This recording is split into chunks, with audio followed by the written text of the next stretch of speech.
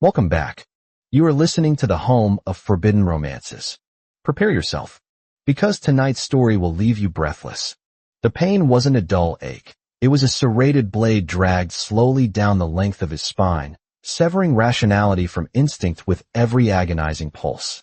Kalen gasped, his fingers clawing into the frozen dirt of the cavern floor, breaking his nails until they bled.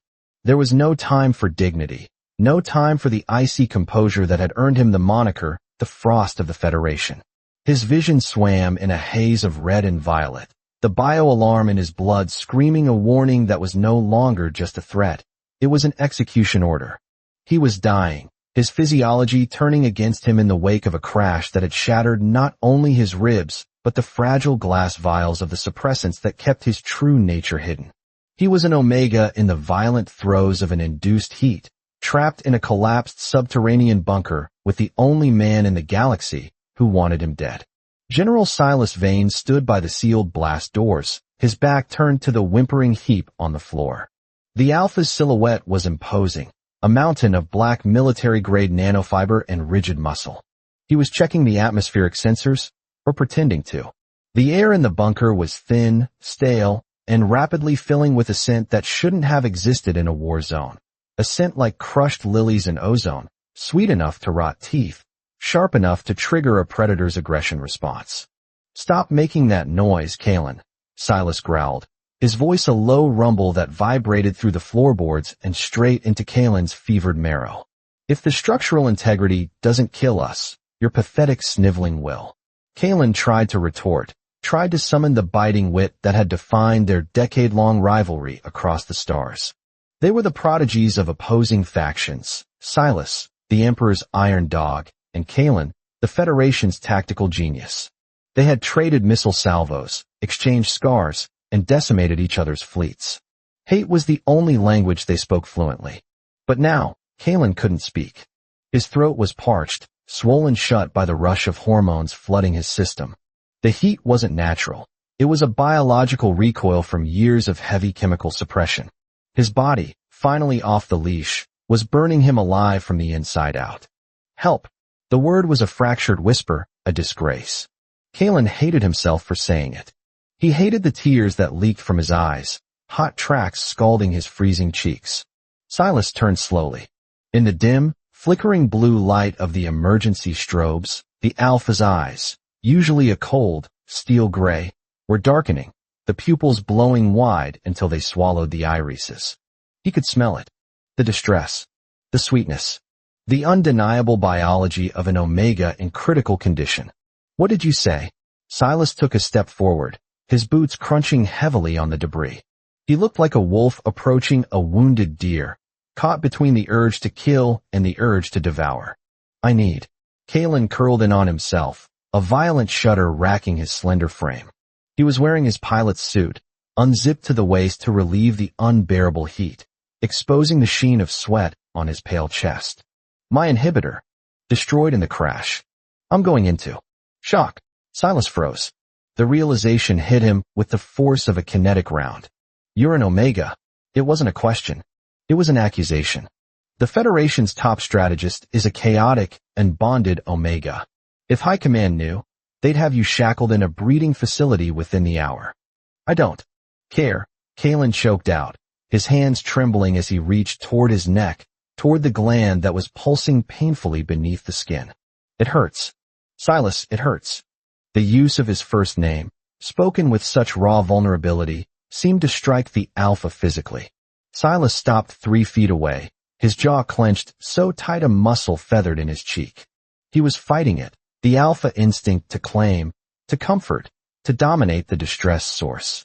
But this was Kalen, his enemy, the man who had bombed the Valerian shipyards, the man Silas had sworn to execute personally. "You know the protocol for a heat this severe," Silas said, his voice strained, dropping an octave. "Without suppressants, your heart will give out within the hour. The stress is too high." "I know." Kalen sobbed, the sound tearing from his throat. He dragged himself forward, closing the distance, abandoning all pride.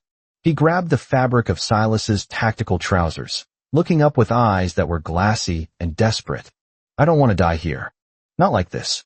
Silas looked down at him, his expression unreadable, a mask of stone cracking under extreme pressure. There is only one way to stabilize you without drugs, Kalen. And I am not your mate. I am your executioner. Then execute me. Kalen screamed, the outburst draining the last of his energy. He slumped forward, his forehead resting against Silas's knee. Or save me. Just make it stop. The scent was overwhelming now. It was a biological weapon, bypassing Silas's logic centers and hot-wiring his primitive brain. The scent of ozone and lilies was begging for a grounding force. It was begging for wood smoke and steel. Silas dropped to his knees. The motion was abrupt, violent. He grabbed Kalen by the jaw, his gloved fingers digging into the soft flesh, forcing Kalen to look at him. Do you understand what you are asking? If I bite you, if I give you a temporary mark to stabilize your hormones, we are bonded. My pheromones will be in your blood. You will belong to me, in a way that transcends flags or borders. I don't care about the war, Kalen whispered, his hands coming up to clutch Silas's wrists. The contact was electric, a spark that made both men hiss. I need. Say it, Silas commanded, his voice rough, predatory. Tell me what you need. Kalen bared his neck, tilting his head to the side, exposing the swollen, feverish gland. Bite me, please. Alpha. Silas froze. For a heartbeat. The bunker was silent save for the ragged breathing of two men standing on the precipice of ruin. The word alpha on Kalen's lips was the final key turning in the lock. It was a surrender absolute and total. Silas didn't just break, he shattered. With a low, feral growl, Silas buried his face in the crook of Kalen's neck. He didn't bite immediately. He inhaled, dragging his nose against the damp, fever-hot skin, scenting the distress, tasting the salt of Kalen's sweat. Kalen keened, a high, needy sound that arched his back, pressing his chest against the hard armor of Silas's torso. You are going to regret this when the fever breaks, Silas murmured against the skin, his teeth grazing the sensitive pulse point. You will hate me even more than you do now. Do it, Kalen begged, his fingers tangling in Silas's dark hair, pulling him closer. Now. Silas bit down. It wasn't gentle. It was a savage puncture of the skin that drew a scream from Kalen's lips, half pain, half euphoric release. As Silas's teeth sank into the gland, a rush of alpha pheromones flooded Kalen's system, acting as a potent neurochemical sedative. The burning fire in Kalen's blood was instantly doused with liquid ice. The agony receded, replaced by a heavy, intoxicating weight that anchored him to the earth, anchored him to Silas. Kalen went limp, his body slumping entirely into Silas's hold. The alpha didn't let go. He kept his teeth locked in the wound, licking the drop of blood that escaped, his arms wrapping around Kalen like bands of iron. He was pouring his own strength into the omega, stabilizing the erratic heart rate, soothing the frayed nerves. For minutes, or perhaps hours, they stayed like that on the dirty floor of the bunker. The enemy general cradling the rival strategist. The war outside had ceased to exist. In the microcosm of their shared breath, there was only the biological imperative, asterisk protector. Mate. Mine. Asterisk when Silas finally pulled back, his lips were stained red. He looked at Kalen, his eyes no longer cold steel, but a dark, swirling storm of possessiveness. He used his thumb to wipe a tear from under Kalen's eye, a gesture so tender it was terrifying. The bond is set, Silas whispered, his voice hoarse. It's temporary, but it will leave a scar. You carry my scent now, Kalen. No one else will ever touch you. Kalen blinked slowly, the haze lifting to reveal a terrifying clarity. The pain was gone, but in its place was a profound awareness of the man holding him. He could feel Silas's emotions as if they were his own, a confusing tangle of triumph, guilt, and a deep, burning hunger. Kalen tried to pull away, his pride flickering back to life like a sputtering candle. But his body refused. His instincts screamed at him to stay close to the source of his safety. What have we done?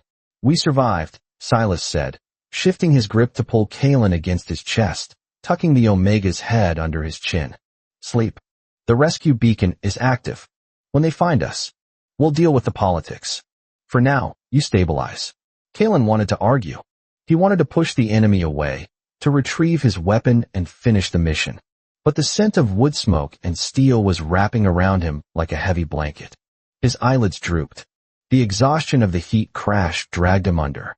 "Silas," Kalen murmured, his voice slurring. "I'm here. Don't let them take me." Silas's grip tightened, his eyes lifting to the blast doors, daring the universe to try. Over my dead body. The extraction was chaotic.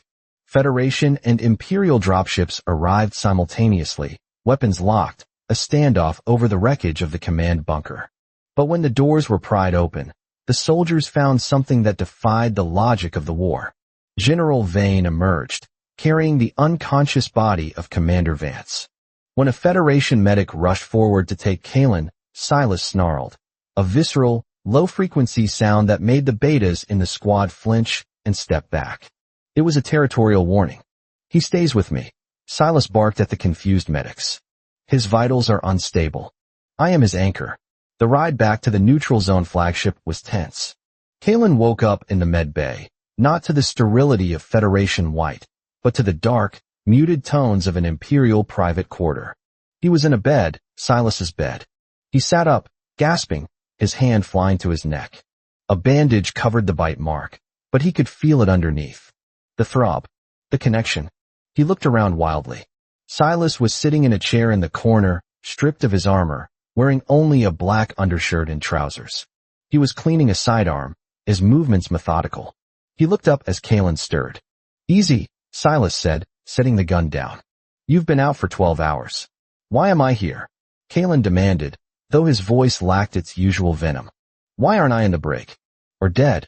"Because you are compromised," Silas said calmly, standing up and walking toward the bed. "And because I claimed you under martial emergency law? Technically, you are my prisoner. Biologically, you know what you are."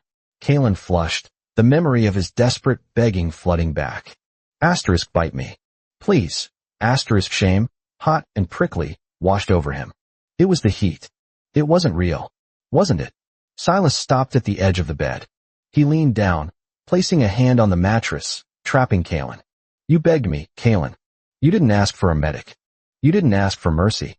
You asked for me. I was dying." Kalen snapped, looking away. Any alpha would have done. Silas reached out, gripping Kalen's chin and turning his face back. His eyes were intense, searching. "You know that's a lie. Your body rejected the synthetic suppressants because it was waiting. We've been circling each other for 10 years. You think that was just tactical maneuvering? You think I chased you across 3 sectors just to kill you?" Kalen's breath hitched. "What are you saying?" "I'm saying," Silas murmured, leaning in until their foreheads touched, "that the inhibitor didn't fail by accident. It failed because your biology recognized its match. And I froze. Not because I was disgusted, but because I knew that once I tasted you, I would burn the galaxy down before I let you go." Kalen trembled. The bond between them hummed, a resonant frequency that made his skin tingle. He should fight this. He was a commander of the Federation. This man was a tyrant, a monster. But the monster smelled like home. "You're insane," Kalen whispered, though he didn't pull away. "Perhaps," Silas brushed his thumb over Kalen's lower lip. "But you're alive. And you're mine. Now, are we going to continue this war, or are you going to let me take care of the side effects?" Kalen looked at his enemy, really looked at him, and saw the terrifying devotion in those gray eyes. The war was far from over. The politics would be a nightmare. But in this room, in this moment, the lines had been redrawn. "The war isn't over, Vane," Kalen said softly, a challenge returning to his gaze. "I'm not a trophy." "No," Silas agreed, a smirk touching his lips, the first genuine smile Kalen had ever seen on him. "You're a partner. And God help anyone who stands against us now." Silas leaned in, capturing Kalen's lips in a kiss that was slow, deep, and searing with promise. It wasn't the frantic desperation of the cave, it was deliberate. It was a seal on a contract written in blood and pheromones.